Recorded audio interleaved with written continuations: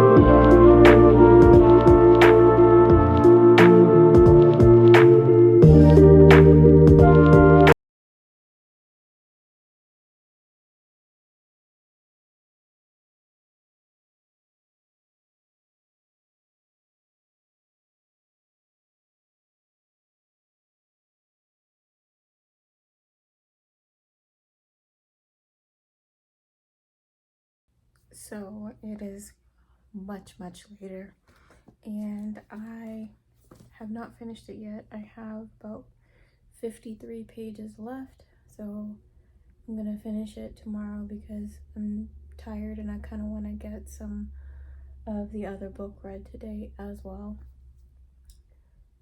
This book, it just appeals to my nerdy side just so much. Like, I love the medical field.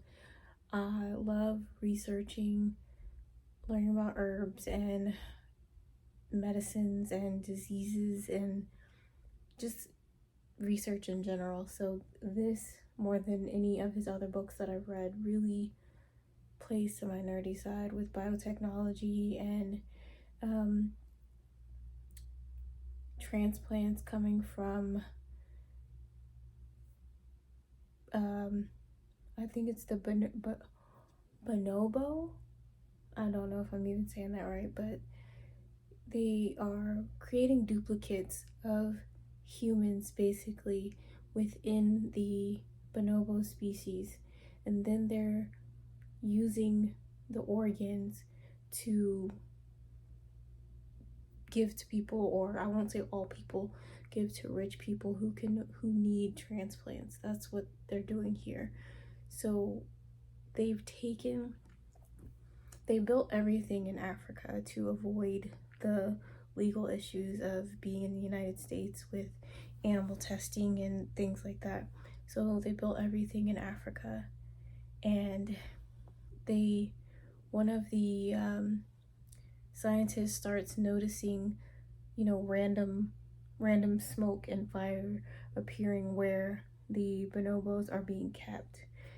And him and two other, I can't remember, one of them is a nurse, and then one of them I think she's a reproductive scientist. So they end up going over to the island where the bonobos are kept at, and they find that they have taken on more human characteristics. Like, they can walk upright, they have created their own language, they have begun to separate into groups, and they've begun killing each other. So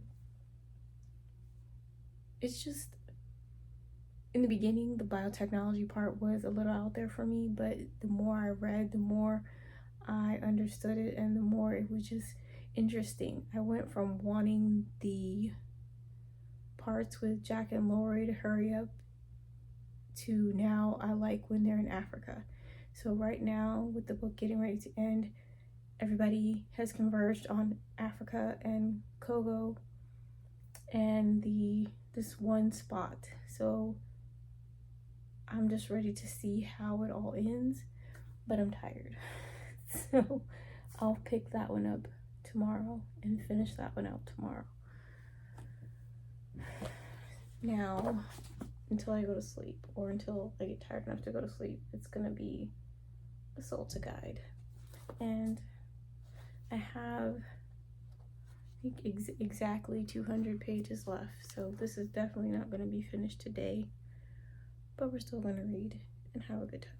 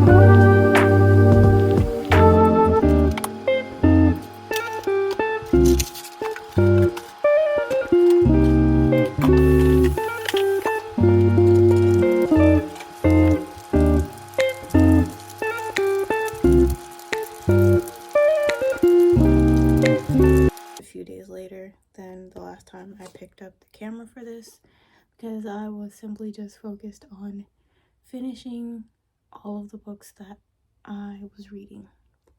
I finished Paradise and I finished Chromosome 6. I also finished A Soul to Guide. Now, I'm still a bit lost with Paradise. Like, I finished it, I get majority of it, but there are just parts of it that are still not coming together yet. However, I love the book and I would give it 5 stars because this is a book that I will always think about. There are just towards the end, there are just so many themes and questions that you would ask yourself, based on what happened in this story. And at the end, like, there's just parts of it that I still don't get. And so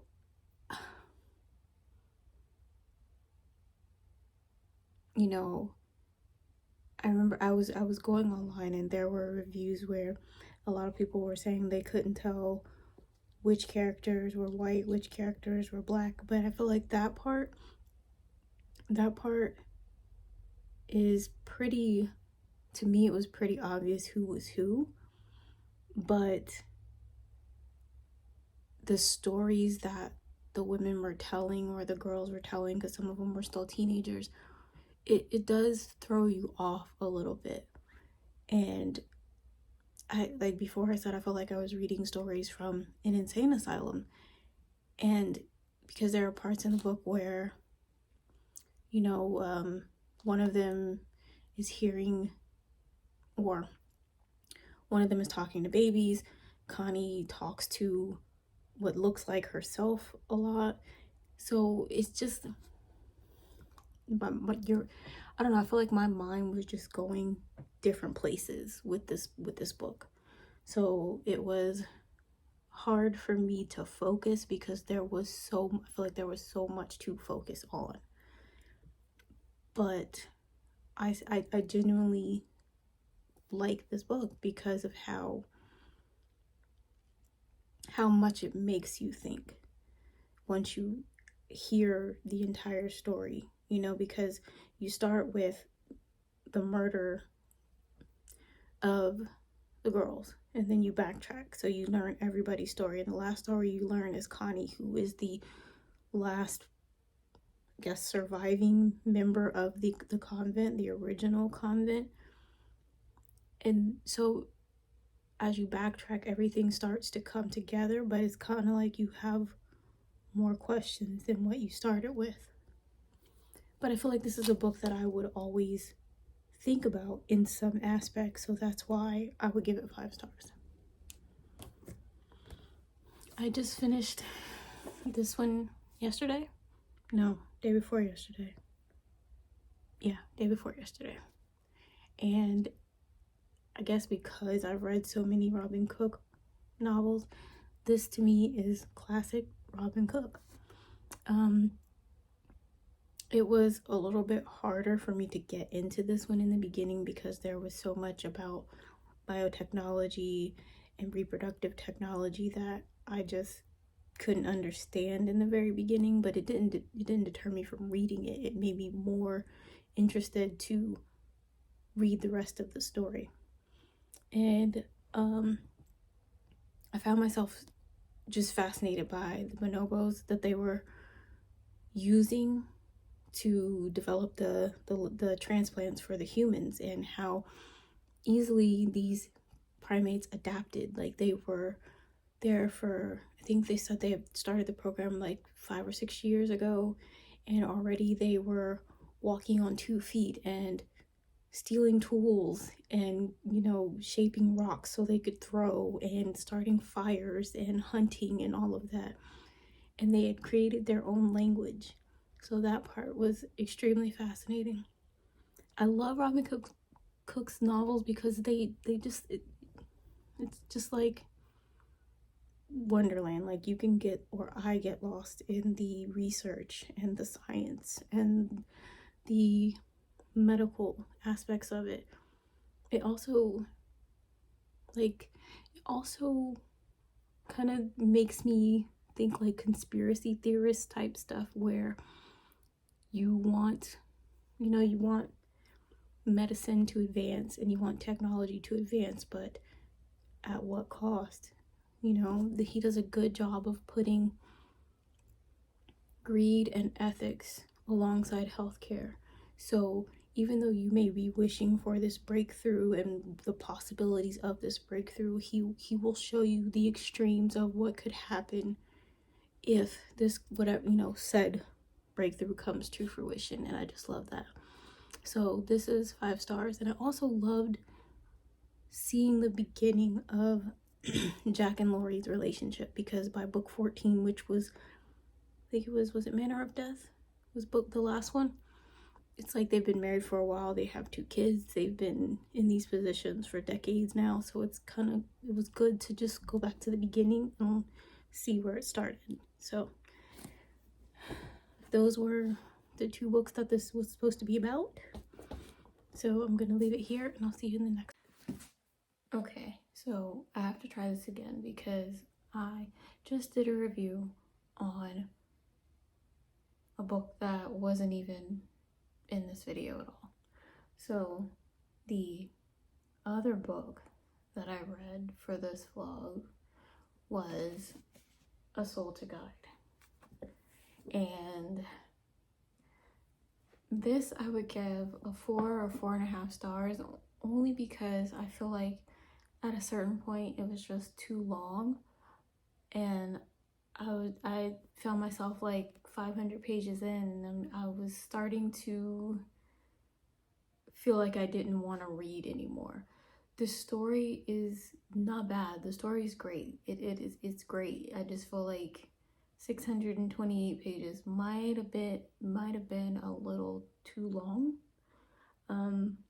Because like I said, around page 500, I was starting to be like, okay, how is this gonna wrap up? Like, come on.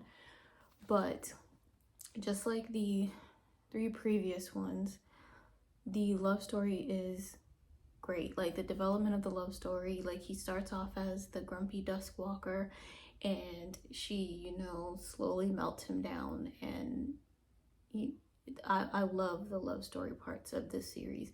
Yes, there is spice, there's a lot of it, but once you're wrapped up in the love story, it makes sense. Like, it doesn't feel like she's just throwing it in there to throw it in there. Like, it makes sense. Like, it helps move the story along.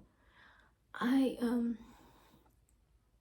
wasn't expecting the twist that came with it. I personally, from the way the other 3 stories went, I was on a completely different path of where I thought this was going to go. And when the twist happened, I was just like, okay. So then once it happened